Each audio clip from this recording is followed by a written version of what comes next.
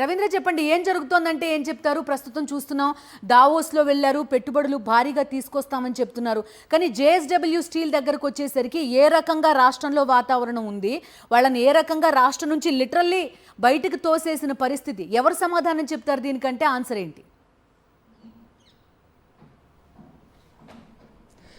దీనికి సమాధానం చెప్పడానికి ముఖ్యమంత్రి చంద్రబాబు కానీ డిప్యూటీ సీఎం పవన్ కళ్యాణ్ కానీ ముందుకొచ్చే పరిస్థితి కనపట్లేదు. ఎందుకంటే వీరు చేస్తున్నటువంటి రెడ్ బుక్ రాజ్యాంగం కారణంగానే రాష్ట్రంలో పెట్టుబడులు పెట్టేందుకు ఏ పారిశ్రామికవేత్త కూడా ముందుకు వస్తున్నటువంటి పరిస్థితి కనపట్లేదు. గతంలో జగన్ ప్రభుత్వ హయాంలో పెట్టుబడులు పెట్టేందుకు ముందుకు వచ్చినటువంటి ఇదే జిందాల్ కంపెనీ ఇప్పుడు ఈ రాష్ట్రం వైపు చూడటానికి కూడా భయపడుతుందంటే రాష్ట్రంలో అమలవుతున్నటువంటి రెడ్ బుక్ రాజ్యాంగం ఏ స్థాయిలో ఉందో మనం తేలిగ్గా అర్థం చేసుకోవచ్చు. గతంలో జగన్ హయాంలో విశాఖపట్నంలో జరిగినటువంటి గ్లోబల్ సమ్మిట్ లో కూడా ఇదే జిందాల్ కంపెనీ రాష్ట్ర ప్రభుత్వంతో 6 MOUలు చేసుకుంది. 50,600 కోట్ల రూపాయలు పెట్టుబడులు పెట్టేందుకు కూడా అప్పట్లో ఒప్పందాలు చేసుకుంది. అది కాకుండా అదనంగా కడప జిల్లాలో 8,500 కోట్లతో స్టీల్ ప్లాంట్ నిర్మాణానికి ముఖ్యమంత్రితో కలిసి అంటే అప్పుడు ముఖ్యమంత్రి జగన్ తో కలిసి శంకుస్థాపన చేసిన పరిస్థితి కూడా ఉంది. సో ఇప్పుడు చూస్తే కనుక ఏకంగా 3 లక్షల కోట్ల రూపాయలు మొత్తం తీసుకెళ్లి మహారాష్ట్రలో పెట్టేందుకు జిందాల్ కంపెనీ నిర్ణయం తీసుకుంది. అది కూడా దావోస్ వేదికగానే మహారాష్ట్ర ముఖ్యమంత్రితో జరిగినటువంటి MOUలో ఆ మేరకు ఒప్పందాలు కూడా చేసుకున్నటువంటి పరిస్థితి. సో చూస్తుంటే ఎందుకు ఆంధ్రప్రదేశ్ వైపు కన్నెత్తి చూడలేదు ఈ జిందాల్ కంపెనీ అంటే కేవలం ఇక్కడ అనేక మంది పారిశ్రామికవేత్తలను వేధిస్తున్నారు.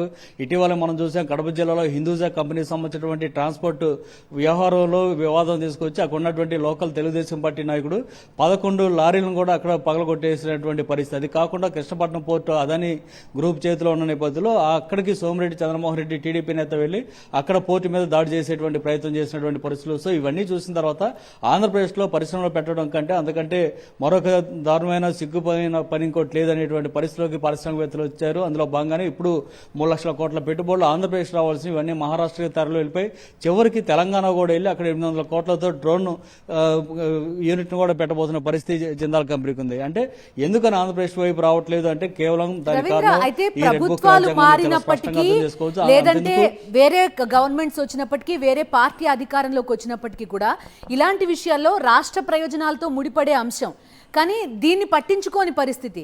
ఇలాంటి విషయాల్లో మార్పు ఉండకూడదు. ఒక భారీ పెట్టుబడి రాష్ట్రానికి వస్తోంది అంటే గనక దాన్ని ఖచ్చితంగా ప్రోత్సహించి తీరాల్సిన పరిస్థితి. దాన్ని వదిలేస్తూ మేము ఇంకా అభివృద్ధి చేస్తామని పై మాటలు చెప్తున్నారు.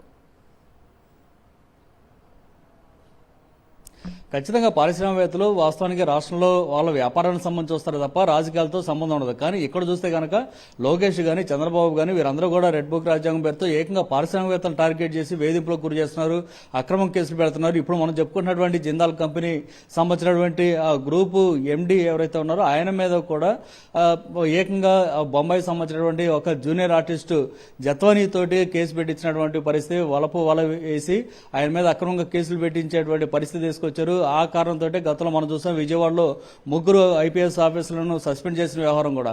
ఈ కేసు మొత్తాన్ని జిందాల్కు చుట్టే ప్రయత్నం కూడా గతంలో జరిగింది. వీటన్నిటి నేపథ్యంలో ఆంధ్రప్రదేశ్ వస్తే కనుక ఇక్కడ ఖచ్చితంగా ఇబ్బందులు తలెత్తుతాయి. ఇక్కడ ఏదో రూపంలో ఇబ్బందులు పెట్టి మన నుంచి కమిషన్లు దండుకునే ప్రయత్నం చేస్తున్నారనేది దేశవ్యాప్తంగా ఉన్నటువంటి అందరూ పారిశ్రామికవేత్తలు కూడా కనిపిస్తుంది. అందులో భాగంగానే జిందాల్ ఇక్కడికి రావాల్సినటువంటి జిందాల్ కంపెనీ నేరుగా వెళ్ళిపోయి మహారాష్ట్రలోనో తెలంగాణలో పెట్టుబడి పెట్టే పరిస్థితి వచ్చిందంటే మనం చూసుకోవచ్చు. మరోవైపు చంద్రబాబు లోకేష్ ప్రస్తుతం దావోస్ లో ఉన్నారు. ఆంధ్రప్రదేశ్ కి వేల కోట్లు లక్షల కోట్ల రూపాయలు పెట్టుబడి తీసుకురాబోతున్నాం అంటూ అక్కడ హడావుడి చేస్తున్నారు. తీరా అక్కడికి వెళ్ళి వాళ్ళు చేస్తున్నది ఏంటంటే అక్కడ నెక్స్ట్ సీఎం ఎవరు, డిప్యూటీ సీఎం ఎవరు అనేటువంటి ఒక రాజకీయ చర్చ పెట్టుకున్నారే తప్ప ఆంధ్రప్రదేశ్ కి ఏ కంపెనీలు తీసుకొస్తున్నారు, ఎవరు ఏ పారిశ్రామికవేత్త వస్తున్నారు, ఎవరు భారీ స్థాయిలో పెట్టుబడులు పెడుతున్నారు అనే దానికి ఇంతవరకు సమాధానం లేదు. కానీ వచ్చినటువంటి కంపెనీలు సైతం ఇక్కడి నుంచి వెళ్ళిపోతుంటే దావోస్ వెళ్ళి ఏదో ఎరగదీస్తామంటూ చంద్రబాబు ఆయన కుమారుడు చేసినటువంటి రాజకీయం చేసి ఆంధ్రప్రదేశ్ ప్రజలు కూడా ముక్కును వేలు వేసుకున్నటువంటి పరిస్థితి కనిపిస్తూ ఉంది. Ravindra, thank you.